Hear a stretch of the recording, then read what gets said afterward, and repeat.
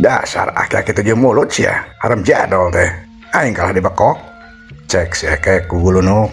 Sedangkan aki Dusnina si horeng teh tidak tadi oge sadar sebenarnya mah ngan manehna teh wani hudang lantaran si nenek si Ekek anu pajarkeun jurig teh. Tapi sanggeus nempo si Ekek anu dipuak ku manehna terus baueun mah aki Dusni teh jadi ngarasa mangmang. Buah bener eta mangkruk teh si Ekek buraung anakna di mana rang da beh nol kom. Heuh maksud aing teh lain jurigna. Heuh atuh da eta buktina mangkara jurig baueun dipuak ku aing mah. Sigana mah bener lain dari mana. Tapi manusia, tapi aing tetep kudu hati-hati, kudu yakin heula. Soalnya jurig ngiri urip, gerentes aki Dusni bari anggar pura-pura pureum kapiuhan. Di sajian pihak si Ekekna ketempokeun ngahulang mikir, rujag-lejeg deui, bari gura-garo kana sirahna kumaha dicarana nya. Sangan jalma-jalma teh percaya lamun aing teh si Ekek lain jurig. Gerentes si Ekek bari terus rujag-lejeg. Keur kitu kadenge ku si Ekek sora Ratu Candrawati anu ayeuna cicing dina jero alina ngomong tanpa wujud.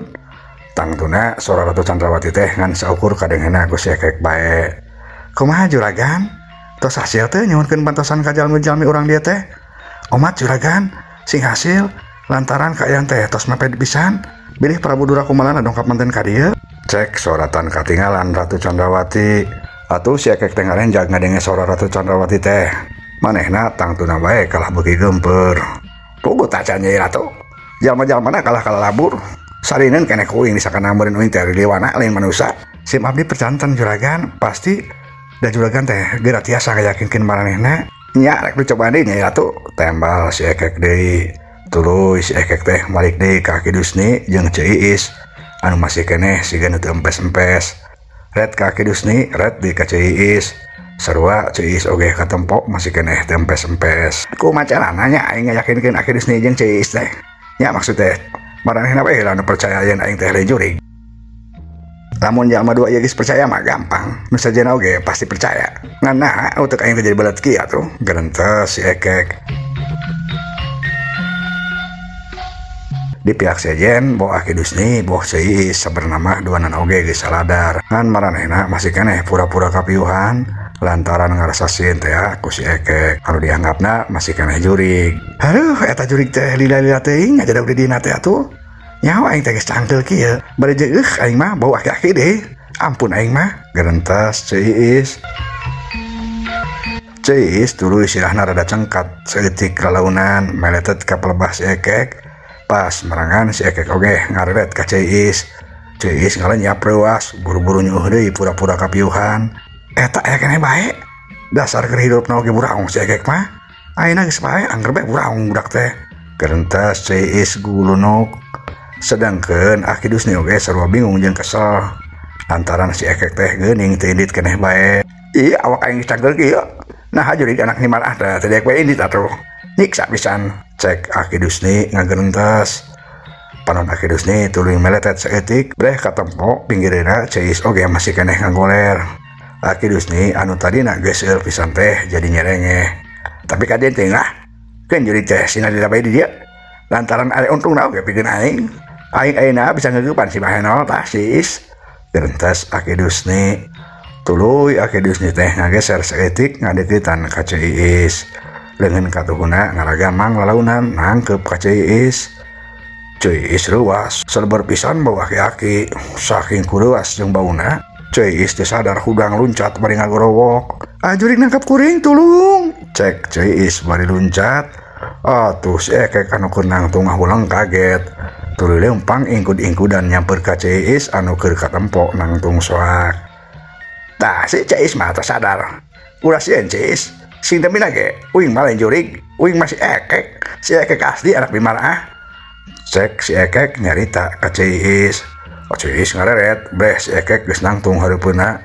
Ceu Iis beuki soak bae undur-unduran. Halik sak ka ditu jurig, halik ka ditu. Ulah ngaganggu kuring bari nage halik ka ditu. Geus kajen baheula boga hutang ka kuring. Geus kajen diredokeun asa ulah ngaganggu di ka kuring. Halik ka ditu halik. Cek Ceu Iis. Si Singlar meureun ka si Ekek. Ye ari Ceu Iis sing demina ge cek uing ge. Uing mah lain jurig, tapi si Ekek asli anak Bimaraah. Tuh tempo kasep uing teh. Jeung tah sukuna ge napa kana terupu. Yeuh lamun uing jurig mah kapan cenah tara napa. Cek si Ekek bari nunjuk kana sukuna. Ciis ngareret ke handap nempok kana pelebah suku si Ekek. Memang suku si Ekek teh napak kan sukuna teh geuningan sabelah cenah. Ciis yeun deui bae. Kan itu ini cek kami oge maneh maju ri lain si Ekek. Si Ekek mah yeuh sukuna ge teh buntung ieu jejeg. Cek Ciis deui. Si Ekek ngahulang deui bingung. Heh teu percaya keneh bae eta Ciis. Adik ieu aing kudu kumaha deui nya ngayakinkeunna. Aduh gara-gara nama tuh anjing tak anjing mang memen. Make mau suku aing sabelah sagala. Cek si Ekek deui bari garo-garo teu atel. Cak urang tunda heula sakedeung.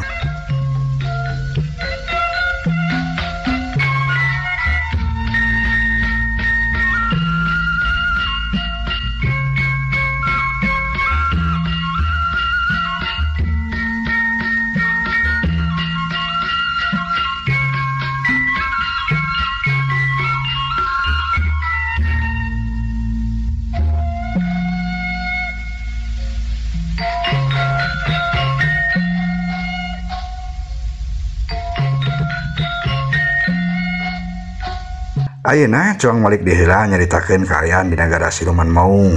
Harita di karaton teh geus bener-bener ancur-ancuran.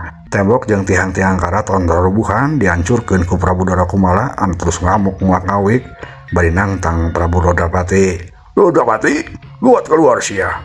Serahkeun sia Nyi Lasmaya pi pamajikaneun ku ulah sampe kula bener-bener leungit kasabaran sia. Cek Prabu Darakumala susumbar bari terus ngamuk nguak ngawik ngancur-ngancurkeun tembok wawangunan.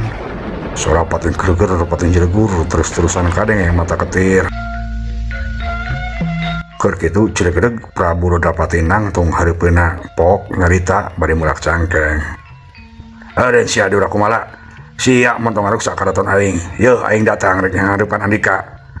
Cek Prabu Rodapati bari ngabedegan nangtung mulak cangkeng. Dah datang oge sia teh ayeuna mah. Suku sok ayeuna guat lepaskeun sia Nyi Lasmaya pi pamajikaneun ka ulah. Lamun henteu sia kudu nanggung resikona. Guat sia bebaskeun. Cek Prabu Darakumala sarua manehna oge ngomongna bari molotot. Prabu Rodapati rada ngahulang ditanya Nyi Lasmaya ku Prabu Darakumala teh. Da memang manehna mah teu rumasa ngiwat Nyi Lasmaya. Tulipok Prabu Rodapati teh nyarita. Andika masalah sia Darakumala. Lamun yangan Nyi Lasmaya datang ka dieu mah ulah teu rumasa jeuleu teu rumasa mau Nyi Lasmaya ka dieu. Ulah sia montong mungkir sia Rodapati. Sidik sia kanyawan ku aing sia nu harita rek maling Nyi Lasmaya teh. Guat sia bebaskeun. Meungpeung aing masih keneh boga kasabaran. Cek Prabu Darakumala deui keukeuh nuduh ka Prabu Rodapati anu geus ngiwat Nyi Lasmaya. Prabu Rodapati ngahulang deui bae. Be sigana anu ngajang adu domba si Darakumala jeung aing namun kieu carana mah. Lamun Ratu Candrawati nu maling Nyi Lasmaya da teh mungkin. Aing apal tabeat Ratu Candrawati. Lain siluman licik jeung teu jahat manehna mah. Salian teh eta aing oge apal sorangan. Ratu Candrawati oge harita teh ngalaman tatupana sarua jeung aing. Teu mungkin manehna nu ngiwat Nyi Lasmaya. Tapi saha atuh nya? Gerentes Prabu Rodapati.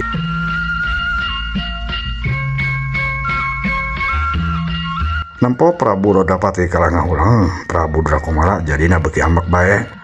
Manehna sigana geus bener-bener leungit kasabarana. Sia kalau ngajedog sia Rodapati. Lamun kitu mah sia teh bener-bener hayang konyor. Hade kitu oge sia. Ku aing bakal dianterkeun sia ka akhirat. Cek Prabu Darakumala bari tuluy manehna pasang kuda-kuda. Suku kencana dikahareupkeun sedangkeun suku katuhuna ditarik ka tukang. Ari diwaleungeunna nempel dina hareupeun dada. Nampok itu Prabu Rodapati oge teu cicingeun. Prabu Rodapati oge buru-buru masang kuda-kuda siap-siap rek ngapendung serangan ti Prabu Darakumala. Tulila sebruk be Prabu Darakumala nyerang bari luncat ngaheumbatkeun peureupna lempeng diarahkeun kana dada Prabu Rodapati. Modar sia, cek Prabu Darakumala bari luncat nyerang. Tapi Prabu Rodapati oge lain jagoan sakatiga. Manehna saeutik oge teu ngageserkeun awakna. Peureub Prabu Darakumala dipapak deui ku peureupna.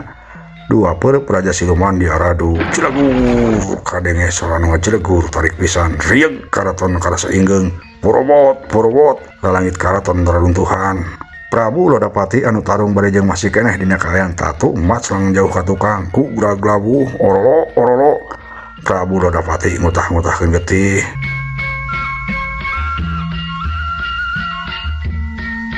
Nampo kayan gitu, Prameswari anu tita tadi ngawaskeun ti tempat anu anggang ruas. Prameswari buru-buru lumpat nyamperkeun ka Prabu Lodapati. "Kakang Prabu," cek Prameswari bari lumpat nyamperkeun ka Prabu Lodapati. Gabrug Prabu Lodapati dirangkul ku Prameswari. "Kakang Prabu, kudu kunaon Kakang? Kakang Prabu," cek Prameswari bari ngarangkul awak Prabu Lodapati. "Tuh kunaon Rai? Geus awas Rai mah ka ditu. Kakang masih kena kuat," cek Prabu Lodapati bari katempo renghap ranjug. Sedangkan Prabu Durakumalana katempo masih kena ajek nangtung pok nyarita deui. "Kula masih kena bisa sabar sia Lodapati. Geuwat serahkeun jelas maya ka kaula. Lamun Andika masih kena hayang hirup sia," cek Prabu Durakumala. Prabu Lodapati katempo nguniang hudang. "Rai, minggir heula Raina. Kakang rek ngahareupan deui si Durakumala." "Entos Kakang, entos. Entos ulah diteraskeun. Kakang masih kena lemah. Keun kurai bae disangareupan si Durakumala mah," cek Prameswari. "Ulah Rai moal kuat ngahareupan si Durakumala mah. Salian ti eta, ieu nyangkut kana kehormatan Akang salaku Raja Siluman Maung. Keun ku Akang bae disangareupanna," cek Prabu Lodapati deui bari tuluy maksakeun hudang. Prameswari geus teu bisa kumaha-kumaha antuk namah mundur bari terus ngawaskeun jeung taki-taki rek ngabelaan Prabu Lodapati lamun manehna bener-bener dina kaayaan bahaya. "Bener oge sabenerna mah anu diomongkeun ku Kakang Prabu Lodapati teh. Lantaran sarua jeung ngarageurakeun harkat martabat lamun teu disangarepan ku manehna mah. Ayeuna aing nu kudu bisa ngajaga kasalamatanna," gerentres Prameswari.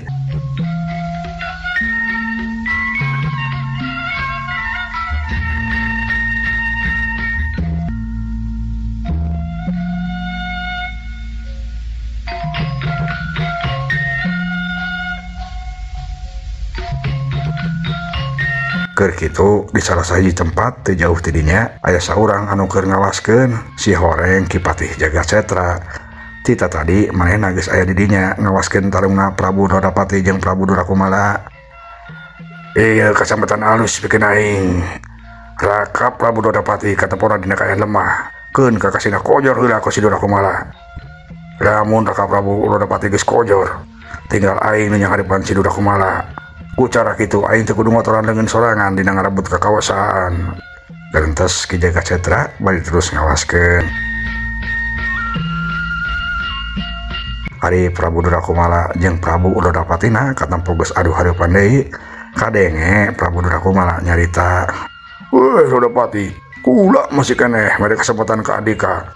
Geuwas lah jelas maya pi pamajikaneun kaula. Samemeh kaula bener-bener leungit kasabaran sia," cek Prabu Durakumala. "Dengekeun ku sia Durakumala, sing supahna oge kula teu masa mamoal silas maya pi pamajikaneun Andika ka dieu. Jeung naon barina oge eueuh gunana." "Walah, sia montong mungkir Lodapati. Sidik aja deh ku mata kaula. Andika harita nu rek nyilakakeun nyilas maya teh. Beus kumaha Andika bae sia Durakumala. Pokona mah kaula teu masa sia. Dasar kurang ajar sia mah. Teu bisa diajak ku cara hade. Lamun kitu mah yuh rasakeun serangan ti kaula," cek Prabu Durakumala bari sabrut bae maehna nyerang deui. Peureupna anu beureut diarahkeun kana cukang irung Prabu Lodapati. Tapi Prabu Lodapati oge lain siluman anu enteng-enteng. Najan dina kaayaan lemah manehna masih keneh bisa ngalayanan serangan ti Prabu Durakumala. Prabu Lodapati ngageserkeun saeutik awakna ka gigir bari jeung kitu maehna malik nyerang ku cara ngepangkeun leungeunna ti kenca. Atuh Prabu Durakumala reuwas oge buru-buru maehna narik deui leungeunna dipake nangkis leungeun Prabu Lodapati. Leungeun dua raja siluman diaradu deui kadenge sora nu greuger tarik pisan. Boh Prabu Durakumala, boh Prabu Lodapati ngagajelang mundur ka tukang. "Ulah ngajar, si orang teh masih kena kuat eta si Lodapati teh," gerentres Prabu Durakumala.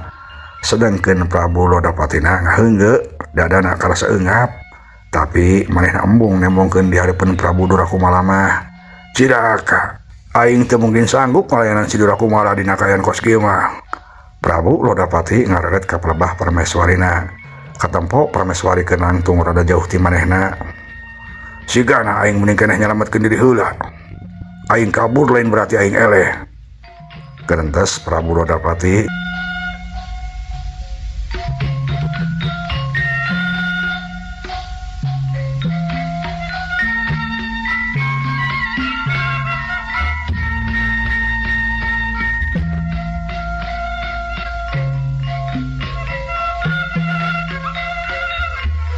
Di sajen pihak Ki Patih Jagacetra anu kita tadi terus ngawaskeun bisa maca galagat Prabu Lodapati nu rek kabur. Ki Patih Jagacetra ngagerentes dina hatena, si horeng kecing oge tara ka Prabu teh. Sigana manehna keneangan jalan jang kabur tah. Tapi ku aing mau diantepkeun. Keun sia, aing nu rek modalana lamun kitu carana mah. Gerentes Ki Patih Jagacetra. Si horeng bener, Prabu Lodapati teh memang boga rencana rek kabur. Teu dilatih harita gajleng Prabu Lodapati teh agak jeleng ka palebah Prameswari, maksudna mah rek mawa Prameswari kabur.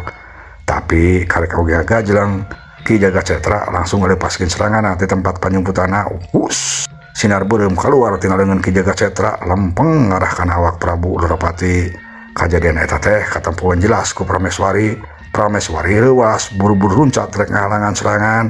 "Kakang Prabu, awas!" cek Prameswari. Tapi hanjakal serangan Ki Jagacetra teh leuwih gancang datangna. Blak, cilangur. Beunang manten kana awak Prabu Lodapati.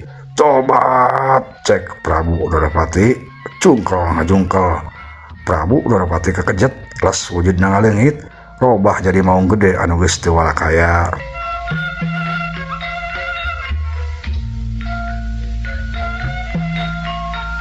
Prameswari leuwas ret ka palebah datang serangan tadi.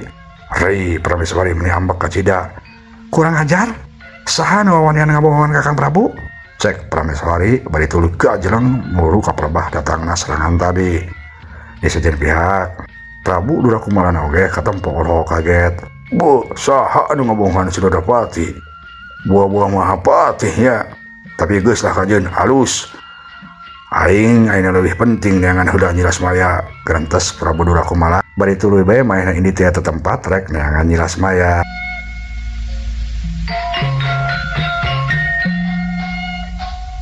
Hari Prameswarina harita terus ngubur ka palebah datangna serangan tadi. Kolebat katempo anu ngalebat ka belah kulon. Prameswari beuki ambek.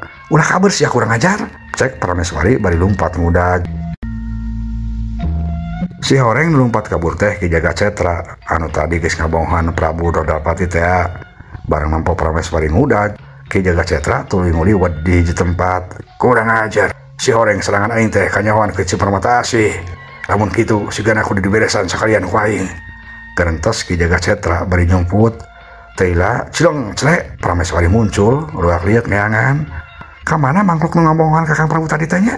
Aing yakin tadi teh manehna lumpat ka dieu." Gerentes Prameswari. Keur kitu katempo sakilas ku Prameswari aya cahaya beureum ngablesat kana awakna. Prameswari kaget ngaliuk, ona brak.